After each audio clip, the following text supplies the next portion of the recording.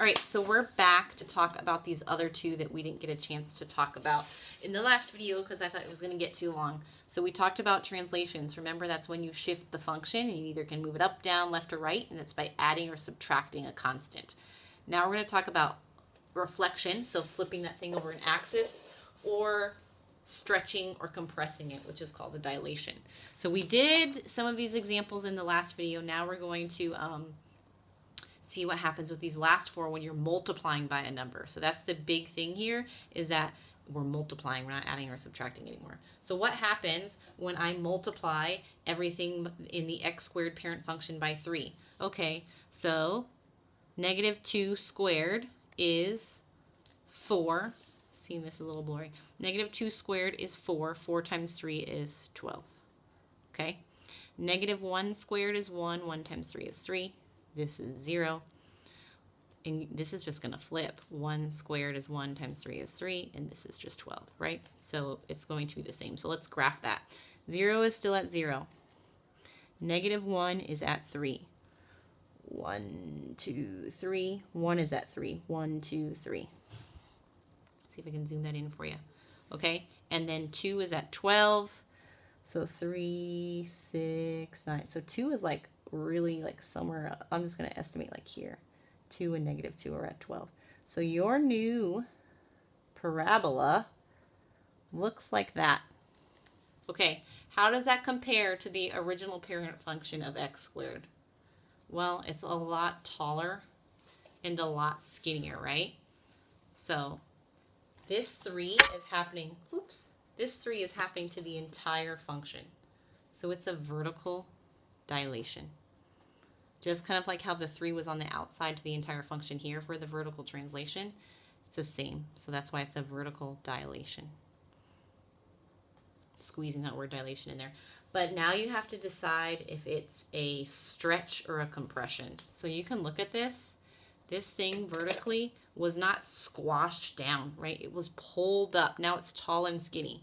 So it's been vertical dilation, stretched by a factor of 3. So because it's multiplication, it's a factor now. So you can also call this a vertical stretch by a factor of 3. You don't even have to put the word dilation, right? Okay, so if multiplying the whole function by a 3 stretches it up, I think you can see what's going to happen if we, let's do this one, the opposite. Opposite of multiplying by 3 is going to be multiplying by 1/3. What's going to happen when we multiply it by 1/3? Instead of stretching and pulling it up, it's most likely going to be the opposite where we squash it down, right? So let's see. Negative 1 squared is 1. 1 times 1/3 is a third. That means this is also a third. 0 is still 0. So what's happening here is at 1, it's like a third. A third. Let's just see what 2 would be. 2 squared would be 4, and 4 times a third would be 4/3. So what 2 would be like here. And here. So if we just quickly graph that, hopefully you can see that compared to this parent function, now that thing is just getting squashed down. So instead of it being a vertical stretch, it's a vertical compression by a factor of 1/3, right? And that picture can show you that. So you'll start to memorize these over time, but you can also always just make a table and graph it and see what it does to the function. Okay? So those are your dilations that can be stretched or compressed. Now, what happens when we put a negative in front of it? So let's just do, so let's do negative 3x squared. We're going to compare it to a positive 3x squared. What happens? So negative 2, I'm just going to change this because I want you guys to see this. I'm going to make this negative x squared. I want you to see it alone. So if I have negative x squared, negative 2 squared is 4, and now it's negative 4. This is negative 1.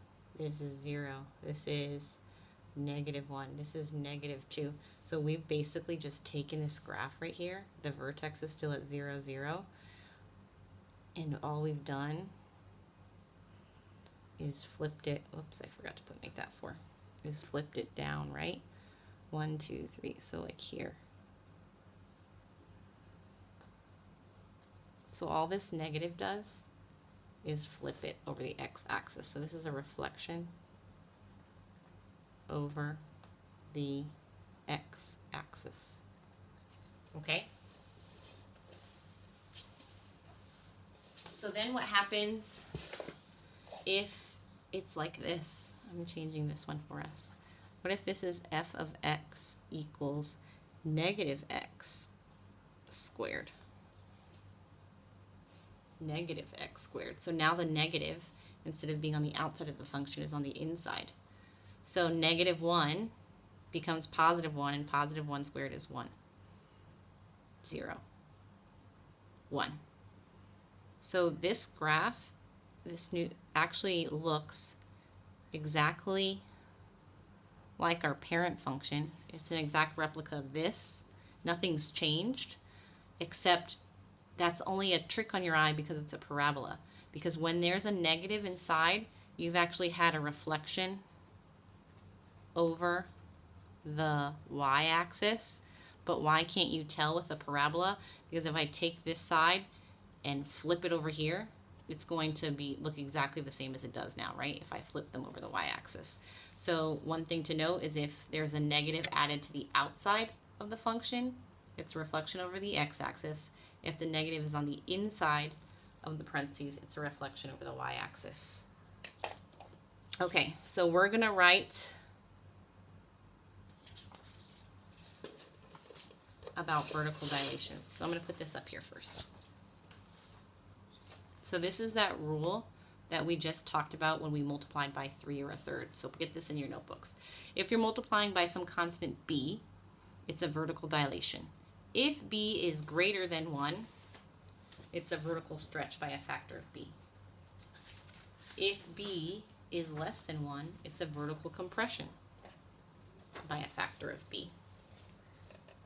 Okay, so get that in your notebook. Pause if you need more time.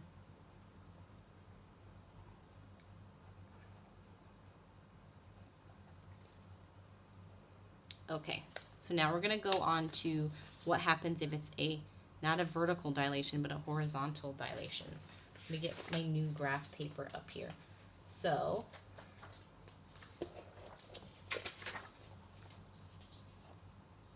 this. I'm going to do these two examples. So now instead of the factor being on the outside of the function, it's on the inside. So what happens when we multiply 1/2? What happens when we multiply by 2? So let's do this. I'm going to make my table. I'm going to do this one first. Let's do the whole number 2. It'll be easier. So if I plug in -1, -1 times 2 is -2, and -2 squared is 4. If I plug in 0, it's still 0. If I plug in 1, it is still 4. So my new function here is 0, and at 1, it's 4. At -1, it's 4. So it looks like this. So because the factor is inside, we are calling this a horizontal dilation, right? And now is it a horizontal stretch or compression? So if I'm looking at this horizontally, how does that compare to our original parent function of x squared? Well, it looks like someone took it and squashed it, right? It got skinnier. So this is a horizontal compression by a factor of 1/2. So what do you notice? That my factor is not by a factor of 2, it's by a factor of 1/2 because we're squashing it. So when you're writing your factor for horizontal stretches or compressions, it's the inverse of the number you see in there. So this has been squashed. It's half as skinny as it used to be. That's why it's a factor of 1/2. And then what happens here? What if we multiply by a fraction?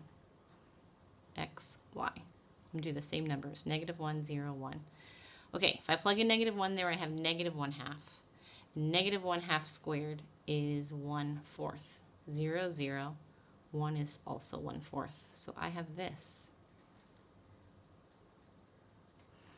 And you can see, what if I plugged in 2 here, for example? 2 would be, 2 times 1/2 would be 1. 1 squared is 1. So 2 would be 1. Negative 2 would be 1. So you can see that this parabola is looking something like this. Because the factor's inside, I know it's a horizontal dilation. So I'm going to write horizontal. Now, hopefully you're probably already like, it's the opposite of this. I get it. It's a stretch. But if you look at it horizontally compared to the parent function of x squared, hopefully you see it looks like someone has stretched it out horizontally. So let's say that's a horizontal stretch by a factor of 2. It got twice as wide, right? So the factor is 2. And so hopefully one thing you're noticing though is that if you're talking about a horizontal stretch out, that is the same as a vertical compression, right? It's getting squashed. Same here. When this is a horizontal compression getting squashed side to side, it's the same as a vertical stretch up and down. So when you work with these, you will either find, you can describe it either way if you're just seeing the graph, because you are just looking at how it changes. But when you see the actual function and where the constant's being multiplied, inside or outside, that will let you know if it's horizontal or vertical. So I'm going to show you the last set of notes for this. Here's what we wrote before about vertical dilations, and here's the last part on horizontal dilations. So if your factor b is on the inside and b is greater than 1, it's a horizontal compression, right? It's being squashed, and the factor is 1 over b. If b is less than 1, so it's a fraction, it's being stretched out horizontally, and the factor is 1 over b, which ends up just being a whole number. Like when we had 1/3 x, it's actually a factor of 3, but it's still 1 over b.